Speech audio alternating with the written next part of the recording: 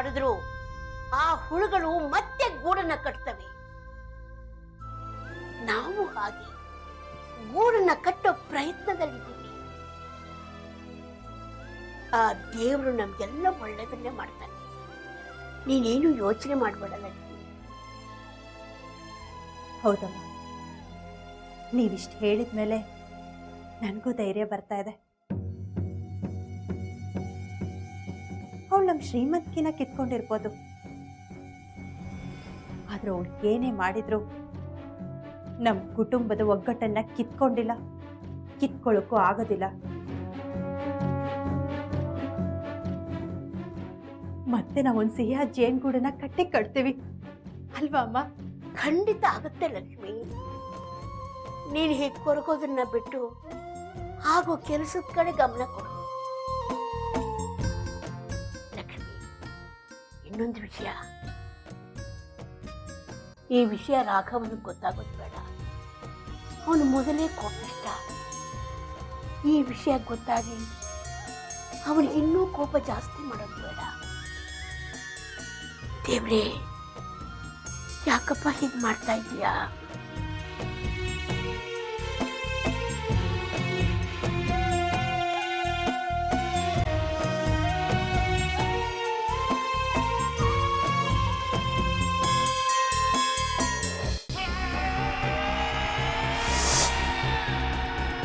ನಮ್ಮ ನೆರಳಲ್ಲಿ ಬದುಕ್ತಾ ಇರೋ ನಿನಗೆ ಇಷ್ಟು ದುರಂಕಾರ ಇರಬೇಕಾದ್ರೆ ಇನ್ನು ಆ ನೆರಳು ಕೊಟ್ಟಿರೋ ನನಗೆಷ್ಟು ದುರಂಕಾರ ಇರಬಾರ್ದು.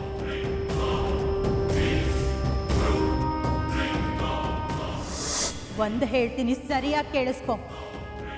ನೀನು ಅನುಭವಿಸ್ತಾ ಇರೋ ಈ ಸಾಮ್ರಾಜ್ಯದಲ್ಲಿ ಹಣ, ಆಸ್ತಿ, ಅಂತಸ್ತು, ಕಂಪ್ನಿ, ಈ ಪ್ರತಿಯೊಂದರಲ್ಲೂ ನನ್ನ ಗಂಡನ ಶ್ರಮ ಇದೆ. ಲಕ್ಷ್ಮಿ, ತುಂಬ ದೊಡ್ಡ ತಪ್ಪು ಮಾಡಿಬಿಟ್ಟೆ.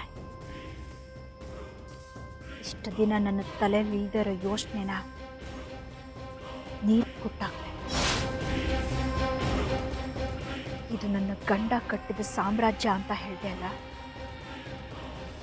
ನೋಡ್ತಾ ಇರು, ಈ ಸಾಮ್ರಾಜ್ಯದಲ್ಲಿ ರಾಘವ್ ಅನ್ನೋ ಹೆಸರನ್ನ ಅಳಿಸಾಕಿ ಮೀರಾ ಅನ್ನೋ ಹೆಸರನ್ನ ಹುಟ್ಟಾಕ್ತಿತ್ತು.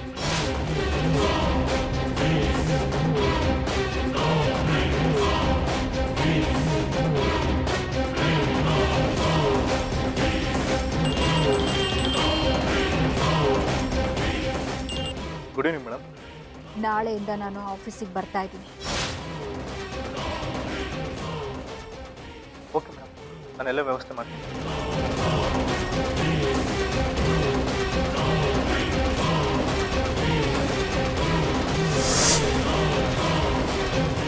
ಅಯ್ಯೋ ಅಮ್ಮ, ನೀನ್ ಸುಮ್ಮನೆ ಇರು. ಅವರೆಲ್ಲ ಹುಟ್ಟು ಮೈಗಳ್ರು, ಸರಿ ಕೆಲಸನೇ ಮಾಡಲ್ಲ. ನನ್ನ ಹತ್ರ ಸರಿ ಕೆಲಸ ಮಾಡಿಲ್ಲ ಅಂದ್ರೆ ಅಲ್ಲಿ ನೆಲಕ್ಕೆ ಬಿಸಾಕ್ಬಿಡ್ತೀನಿ. ಏನ್ ಸರಿಯಾಗಿ ಕೆಲಸ ಮಾಡಲ್ಲ ಅವರು? ಅದು ಅಜ್ಜಿ, ಇನ್ ಮಧ್ಯದಲ್ಲಿ ಮಾತಾಡಿದ್ರೆ ಪಪ್ಪಂಗೆಲ್ಲ ಮರ್ತೋಗ್ಬಿಡುತ್ತೆ. ನೀವು ಸುಮ್ಮನೆ ಇರಿ. ಹ್ಞೂ ಮಗನೇ, ನಿಮ್ಮ ಅಜ್ಜಿ ಯಾವಾಗ್ಲೂ ಹಿಂಗೆ. ನಾನು ಏನೋ ಹೇಳ್ಬೇಕು ಅಂತಿರ್ತೀನಿ, ಎಲ್ಲ ಮರೆಸ್ಬಿಡ್ತಾರೆ.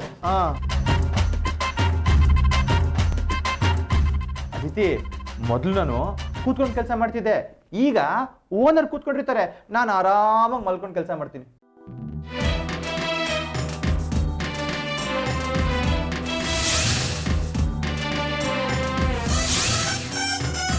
ಪಪ್ಪ, ನೀನ್ ಮಲ್ಕೊಂಡು ಕೆಲಸ ಮಾಡಿದ್ರೆ ಓನರ್ ಬಂದ್ ಬೈಯಲ್ವಾ?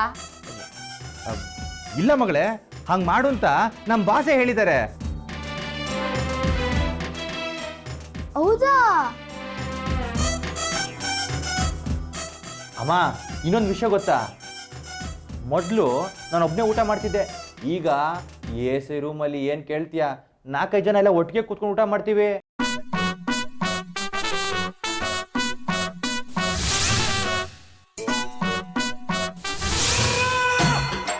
ಆಮೇಲೆ ಈ ಟೇಬಲಿಂದ ಆ ಟೇಬಲ್ಗೆ, ಆ ಟೇಬಲಿಂದ ಈ ಟೇಬಲ್ಗೆ ಒಂದು ಫೈಲ್ ಹೋಗ್ಬೇಕು ಅಂದ್ರೆ ಎಲ್ಲರೂ ನನ್ನೇ ಕೇಳ್ತಾರೆ.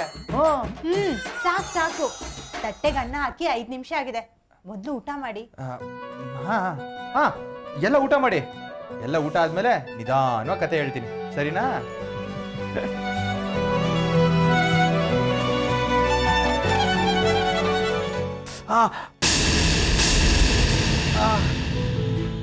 ಏನಾಯ್ತ್ರಿ? ಏನಿಲ್ಲ ಲಕ್ಷ್ಮಿ.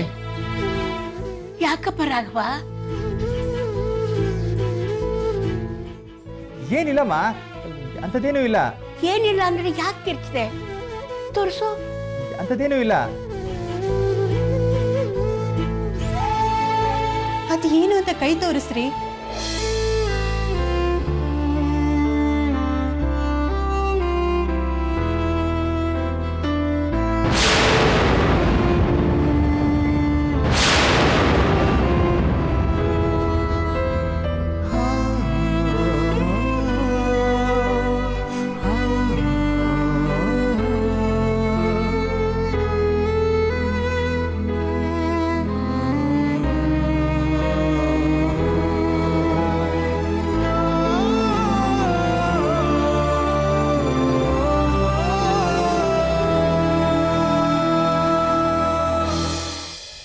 ಏನ್ರಿ ಆಯ್ತು?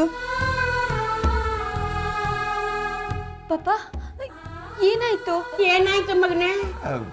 ಏನಿಲ್ಲಮ್ಮ, ನಮ್ಮ ಆಫೀಸಲ್ಲೊಬ್ಬ ಅತಿ ಬುದ್ಧಿವಂತ ಇದ್ದಾನೆ. ನಾನು ಬಿಸಿ ಬಿಸಿಯಾಗಿ ಏನಾದರೂ ತಿನ್ನಕ್ಕೆ ತಗೊಂಬಾರೋ ಅಂತ ಹೇಳಿದೆ. ಅದಕ್ಕವನು ಹಾಕ್ತಾನೆ ಎಣ್ಣೆಲಿ ಕರ್ದಿರೋ ಬಜ್ಜಿನ ತಂದು ಮುಂದೆ ಇಟ್ಬಿಟ್ಟ.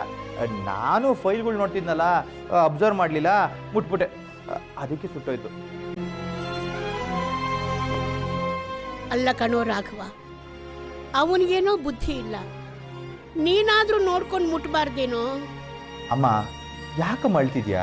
ಅಲ್ಲ ಕಣೋ, ನೀನು ಸಣ್ಣವನಾಗಿದ್ದಾಗ ನಿನಗೊಂದು ಸಣ್ಣ ಗಾಯ ಆದರೂ ಅದು ವಾಸಿ ಆಗೋವರೆಗೂ ನಾನು ಸರಿಯಾಗಿ ನಿದ್ದೆನೇ ಮಾಡ್ತಿರ್ಲಿಲ್ಲ.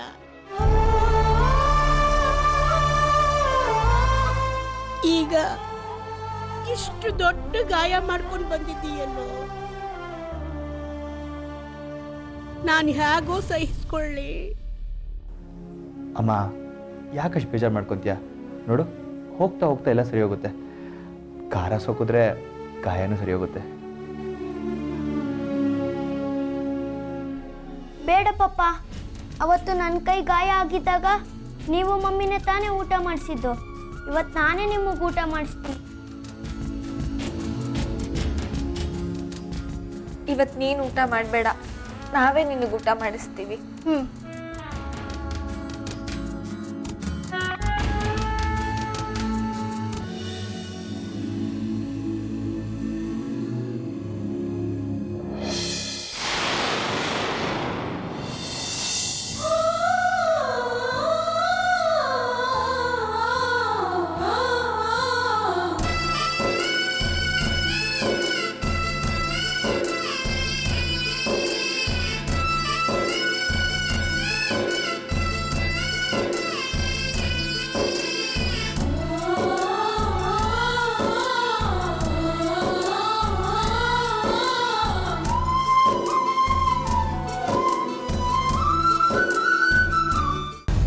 ಇದು ನಿನ್ನ ಗಂಡ ಕಟ್ಟಿ ಬೆಳೆಸಿರೋ ಕಂಪನಿ ಅಲ್ವಾ?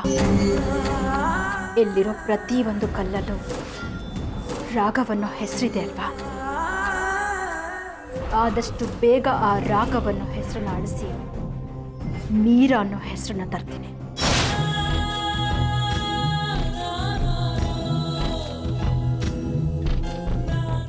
ರಾಘವನ್ನೋ ಹೆಸರು ಈ ಆಫೀಸಲ್ಲಿ ಯಾರ ಬಾಯಲ್ಲೂ ಬರಬಾರ್ದು. ಆ ಕೆಲಸನ ಬೇರೆ ಯಾರಿಗೋ ಕೊಟ್ಬಿಟ್ರು. ಯಾರ ಹಣೆ ಬರದಲ್ಲಿ ಏನೇನಾಗಬೇಕಾಗಿದ್ದು ಅದೇ ಆಗೋದು. ಇಷ್ಟು ದಿನ ಚದುರಂಗದ ಆಟದಲ್ಲಿ ಮಜಾ ಇರಲಿಲ್ಲ. ಇನ್ನು ಮುಂದೆ ನಾನು ನಡೆಸೋ ಒಂದೊಂದು ಕಾಯಿನ್ಗೂ ಉತ್ತರ ಕೊಡೋಕ್ಕಾಗದೆ ನೀನು ತತ್ತರಿಸ್ಬೇಕು.